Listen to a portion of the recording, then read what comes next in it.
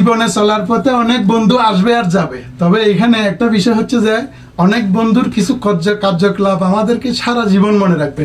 তেমনই এক বন্ধু হইলো যে আমাদের শহীদ ভাই দীর্ঘ 28 বছরের প্রবাস জীবন মানে অবসর নিতেছে, এখন দেশে চলে যাবে। তাই আজকে আমরা তাকে বিদায় দিতে আসছি। এখানে আছে মাসুদ ভাই, আছি আমি আছি, এটা হলো আবার শহীদ ভাইয়ের জামাই, মেয়ের জামাই, ওনার বদলে আমাদের কাছে আমানত হিসেবে রেখে যাচ্ছে। এটা হলো আমাদের বেলাল ভাই আর শামু ভাই আছে।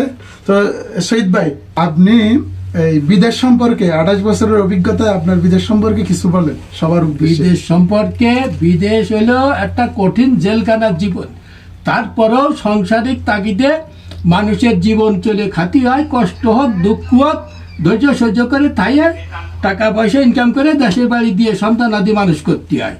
অবশ্যই বাস এইটাই হলো লাস্ট বিদেশ সবার জন্য, এইটাই সবার জন্য ধৈর্য ধরে কাজ কাম করবে। আচ্ছা যাই হোক, আপনার লগে অনেকদিন চলছে, যে বিগত 5-6 বছর পর্যন্ত, 5 বছর আছে এখানে দেশের। যদি আমি চট্টগ্রামের, এতনে নোয়াখালীর, এতনে মাগুরার, সবার আলাদা হলেও আমাদের একটাই পরিচয়, আমরা এলাম বাংলাদেশি প্রবাসীদের একটাই পরিচয়, এটা হলো বাংলাদেশি।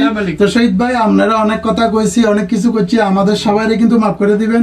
জীবনে দেখা হবে কিনা জানি না, তবে এই ভিডিওটা কিন্তু আপনার স্মৃতি হিসেবে রেখে দিলাম। আচ্ছা, সব ওকে।